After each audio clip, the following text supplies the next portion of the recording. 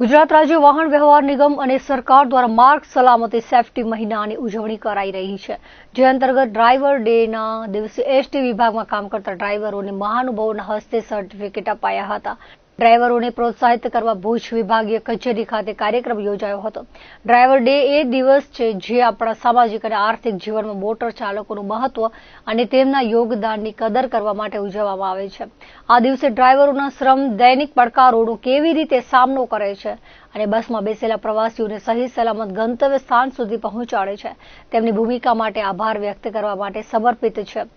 દરેક ડ્રાઈવર રોજગારી, સુરક્ષિત પ્રવાસ અને બીજા ઘણા બધા ક્ષેત્રોમાં મહત્વની ભૂમિકા ભજવે છે। આ દિવસ સડક ટ્રાફિક નિયમોનું પાલન અને જાગૃતિ ફેલાવવા માટે મહત્વપૂર્ણ છે।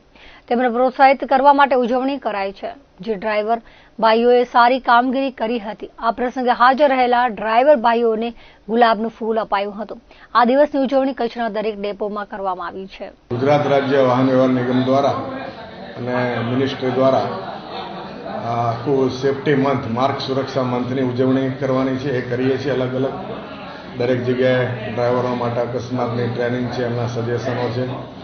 એ જ રીતે આજે 24 તારીખે ડ્રાઈવર ડે, કે જેનું મહત્ત્વ કેટલું છે અને એમને મોટિવેટ કરવા માટે, કારણ કે ડ્રાઈવરના ભરોસે પાછળ 50 મુસાફરો સૂતા હોય છે, એટલે ડ્રાઈવરની જવાબદારી ભલે કામ નાનું નથી, એનું કામ પણ બહુ મોટું છે અને જવાબદારીવાળું છે।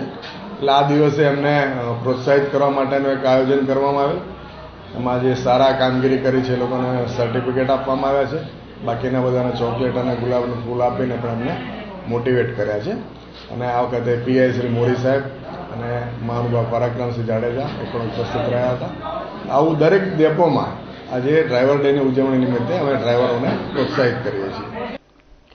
જૈન મેડિકલ એજ્યુકેશન ટ્રસ્ટ સંચાલિત સર્વમંગલ આરોગ્યધામ અને અંગદાન ચેરિટેબલ ટ્રસ્ટના સંયુક્ત ઉપક્રમે કાર્યક્રમ યોજાયો હતો। મસ્ક્યુલર ડિસ્ટ્રોયના દર્દીઓને યોગ્ય સારવાર મળી રહે તે માટે વિશેષ શ્રવણ પ્રોજેક્ટનું ઉદ્ઘાટન કરવામાં આવ્યું હતું। કચ્છના સાંસદ વિનોદભાઈ ચાવડા, અંગદાનના પ્રણેતા દિલીપ દેશમુખ, સર્વમંગલ આરોગ્યધામના ટ્રસ્ટી ડોક્ટર આલા પંતાણીના હસ્તે પ્રોજેક્ટને ખુલ્લો મૂકવામાં આવ્યો હતો। પ્રોજેક્ટના શ્રવણના ઉદ્ઘાટન પ્રસંગે સાંસદ વિનોદ ચાવડાએ જણાવ્યું હતું કે બંને ટ્રસ્ટના માધ્યમથી દિવ્યાંગ બાળકોને ઇલેક્ટ્રિક વ્હીલચેરનો કાર્યક્રમ થોડા દિવસ પહેલા દેશના વડાપ્રધાન નરેન્દ્ર મોદીના જન્મદિવસે યોજાયો હતો, ત્યારે મસ્ક્યુલર ડિસ્ટ્રોયડના દર્દીઓ માટે એક સેન્ટર ભુજમાં બનશે તેવી જાહેરાત કરાઈ હતી, જ્યારે આજે તેનું ઉદ્ઘાટન કરવામાં આવ્યું છે। આ વિશેષ પ્રોજેક્ટમાં પહેલા પોર્ટમાં 10 દિવસની ટ્રેનિંગ કાર્યકરને આપવામાં આવશે, જેનાથી તેઓ જે ગામમાં રહે છે તેમના ગામમાં રહેતી વ્યક્તિઓની સારવાર કરી શકશે તેવા કાર્યકરો તૈયાર કરવામાં આવ્યા છે। તેઓ તેમની સારવાર અને દેખરેખ રાખશે। બંને ટ્રસ્ટોમાં હોદ્દેદારોનો આભાર માન્યો હતો। આ વ્યવસ્થાઓ માટે દિવ્યાંગ વ્યક્તિઓ માટે આશીર્વાદરૂપ બનશે। અંગદાનના પ્રણેતા દિલીપ દેશમુખે જણાવ્યું હતું કે મસ્ક્યુલર ડિસ્ટ્રોયડ નામના રોગનો કોઈ ઇલાજ નથી। પ્રારંભિક તબક્કે 10 વ્યક્તિઓને પસંદ કરાયા છે। તેઓ તથા પરિજનોને યોગ્ય ટ્રેનિંગ આપી કાળજી લે એના માટે તેમને કીટ આપવામાં આવી છે। ઇલેક્ટ્રિક વ્હીલચેર દર્દીને આપવાથી એ જઈ આવી શકે છે અને રોજના કાર્યો પોતે કરે છે। આવું પરિવર્તન ચોક્કસ આવશે તેવો વિશ્વાસ વ્યક્ત કર્યો હતો। બ્રહ્મ છાત્રાલય ખાતે મહાનુભાવોના હસ્તે દીપ પ્રાગટ્ય કરી કાર્યાલયને ખુલ્લો મૂકવામાં આવ્યો હતો, જે સિનિયર સિટીઝનોનું જન્મદિવસ 1/1/2025માં આવતું હોય તેવા તમામ વડીલોનું સ્વાગત કરાયું હતું। એચએલ અજાણી, મનોજ જોશી, પ્રમુખ પૂર્વ કચ્છ આશિષ ત્રવાડી, રાજેશ ગોર, રવિ ત્રવાડી, એડવોકેટ પ્રમુખ અનિલ જોશી, યુવા પાંખ પ્રમુખ અનિક જોશી વગેરેની ઉપસ્થિતિમાં કાર્યાલયને ખુલ્લો મૂકવામાં આવ્યો હતો। રિટાયર્ડ અધિકારીઓ દવે ગોર, કમણાબેન વ્યાસ, અજાણી સિનિયર સિટીઝનની યોજનાઓ વિશે માહિતી આપી હતી। કાર્યક્રમમાં પન્નાબેન જોશી, બિંદુબેન જોશી, મંજુબેન ઉપાધ્યાય હાજર રહ્યા હતા। જમણવારના દાતા હિંમત જાગણી, રંજનબેન, ધીરેન જાગણી ગોર રહ્યા હતા। વ્યવસ્થા શરદ ઠાકર, નીતિન પંડ્યા, વૈશાલીબેન ગોર, હિના ગોર, કામિનીબેન, જયાબેન, કાશ્મીરાબેન ગોર કરી હતી। સંચાલન ગીતાબેન જોશીએ કર્યું હતું। આજ રોજ સિનિયર સિટીઝન ક્લબ દ્વારા એક કાર્યાલયનું ઉદ્ઘાટન કરવામાં આવ્યું, જેમાં આજના સાંપ્રત સમયમાં વડીલો પ્રત્યે જે ઉદાસીનતા સેવવામાં આવે છે એમને એક સારું હુંફાળું વાતાવરણ મળી રહે અને એમને જીવનના જે કોઈ પ્રશ્નો હોય કે તેમને કોઈ સહાયની જરૂર હોય, કોઈ મેડિકલ હેલ્પની જરૂર હોય, એવા પ્રસંગે આ સિનિયર સિટીઝન ક્લબ એમની સાથે રહી અને એમની માર્ગદર્શન અને એમને જરૂરી જે મદદ છે એ પૂરી પાડે એવા એક સારા અભિગમ સાથે આજે અજાણી સાહેબે આ કાર્યાલયનું ઉદ્ઘાટન કર્યું। એમાં અમને બોલાવી અને અમારું સન્માન કર્યું એ બદલ હું સિનિયર સિટીઝન ક્લબના અધ્યક્ષ અજાડી સાહેબ અને તેમના અન્ય મેમ્બરો તેમજ તમામ વડીલોનો આભાર વ્યક્ત કરું અને આ પ્રવૃત્તિ સતત કાયમ ચાલુ રહે અને વડીલોને માર્ગદર્શન અને સહાય મળતી રહે તો સમાજ એક સારા ઉદ્દેશ સાથે આગળ વધશે અને હંમેશા બ્રહ્મ સમાજ આગળ રહે એવી એક આશા અને અભ્યર્થના મારી રહેશે. સમસ્ત બ્રહ્મ સમાજની છાત્રાલય અત્યારે હાલે છે, જ્યાં આપણે સિનિયર સિટીઝન ગ્રુપ ક્લબની આજે મિટિંગ હતી, ત્રીજી મિટિંગ હતી. સિનિયર સિટીઝનને લગતા પ્રશ્નો જેવા કે મેડિકલ સહાય, એના સિવાય અન્ય એમના ઘરેલું પ્રશ્નો, કૌટુંબિક વગેરે માટે આજે આપણે મિટિંગ બોલાવેલી, જેમાં 200 જેવા સભ્યો હાજર રહેલ હતા. અમારી આવતી મિટિંગ માર્ચના પહેલા સપ્તાહમાં મળશે. સિનિયર સિટીઝનનું કાર્ય સિનિયર સિટીઝનના ચહેરા ઉપર સ્મિત રાખવાનું છે. એમને ઘરે કોઈ પ્રશ્નો હોય તો અહીંયા આજે કાર્યાલયનું પણ ઉદ્ઘાટન થયું. આજે આ કાર્યક્રમના ભોજનના દાતા તરીકે શ્રી ધીરેન અને હિંમતભાઈ ગોર રહેલ હતા, જેઓ આજે હાજર છે. ઉપરાંત અમારા જિલ્લા પ્રમુખ મનોજભાઈ, યુવા પાંખના પ્રમુખ અનિલભાઈ, તાલુકાના પ્રમુખ રાજેશભાઈ, મહિલા પાંખ વગેરે તથા આજના જે કાર્યક્રમનું સંચાલન અને જેના જન્મદિવસના ગિફ્ટ અને અન્ય બધા સન્માન વકીલોના બધા માટે ગીતાબેન જોશી તરફથી આ બધું જે માળખું સરસ તૈયાર કરવામાં આવેલું છે, બધું સર્વેને ધન્યવાદ. ભુજ તાલુકાના માધાપર ગામે જૈન તેરાપંથના આચાર્ય મહાશ્રવણ આજે સવારે અહીંના જખ મંદિર ખાતે સંપ્રદાયના શ્રાવક શ્રાવિકોની વિશાળ હાજરીમાં સભા યોજી હતી. 58,000 કિલોમીટરની પદયાત્રા કરનાર આચાર્ય મહાશ્રવણજી મહારાજ સાહેબનું આગમન જખ મંદિર માધાપર ખાતે થયું હતું. અનેક શ્રાવક શ્રાવિકાઓ જૈન મુનિઓની સાથે માધાપર આગમન વેળાએ માર્ગો પર જય જયકાર સાથે વાતાવરણ ગુંજી ઉઠ્યું હતું. તેરાપંથ માધાપરના અધ્યક્ષ સુરેશ મહેતાએ સ્વાગત કર્યું હતું.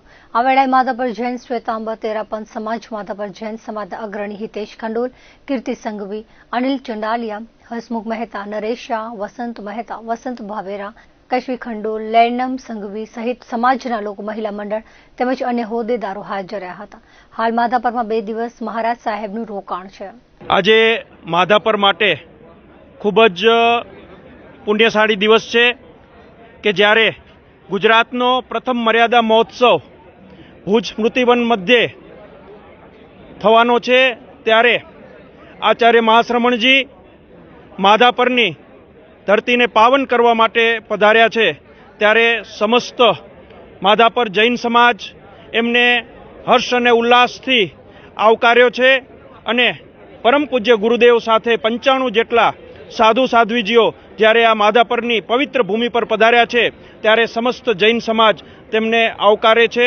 અને માધાપરના સદભાગ્ય છે કે સમસ્ત જૈન સમાજ નહીં પણ દરેક સમાજે આજે પરમ પૂજ્ય ગુરુદેવનું સ્વાગત કર્યું છે અને એમના જે વચનો છે, એમની જે વાણી છે, એમના જે આશીર્વાદ છે, એનાથી સમગ્ર માધાપરના દરેક સમાજ ધન્ય થયા છે.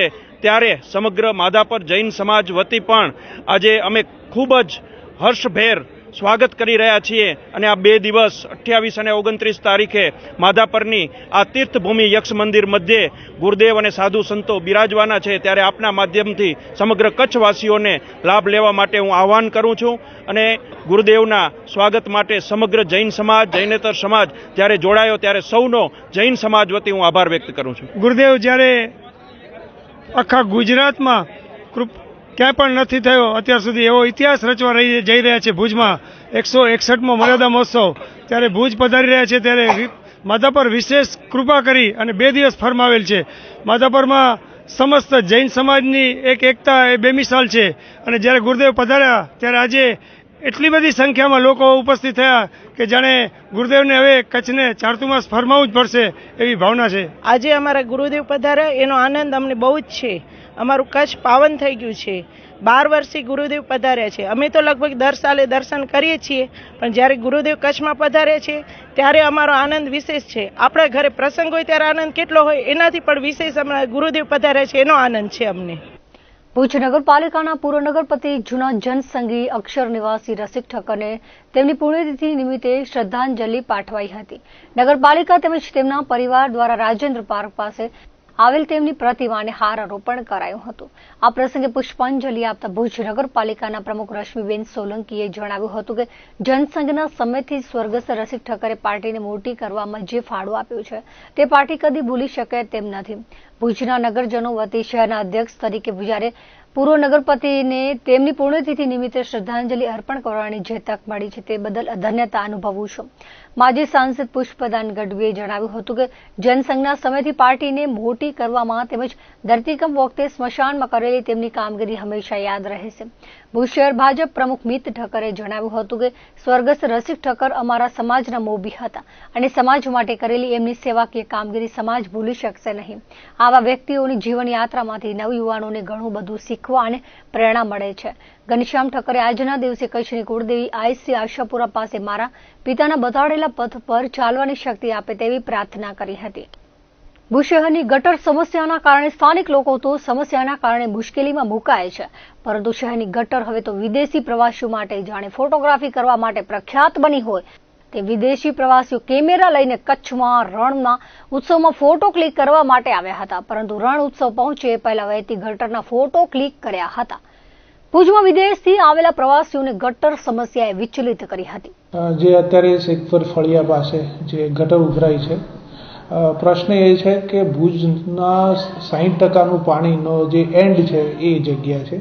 અત્યારે જે આપણે 600 મીટર ડાયામાંથી 4 ગટર લાઇન છે એ ત્યાં રેલવે ક્રોસિંગ આગળથી જાય છે. અત્યારે રેલવે નવું કન્સ્ટ્રક્શન કરી રહ્યું છે, એના લીધે પાણી જે જવું જોઈએ નથી જતું અને પ્લસ મેન્ટેનન્સ કરવામાં તકલીફ પડી રહી છે, જોઈએ એવું મેન્ટેનન્સ થતું નથી.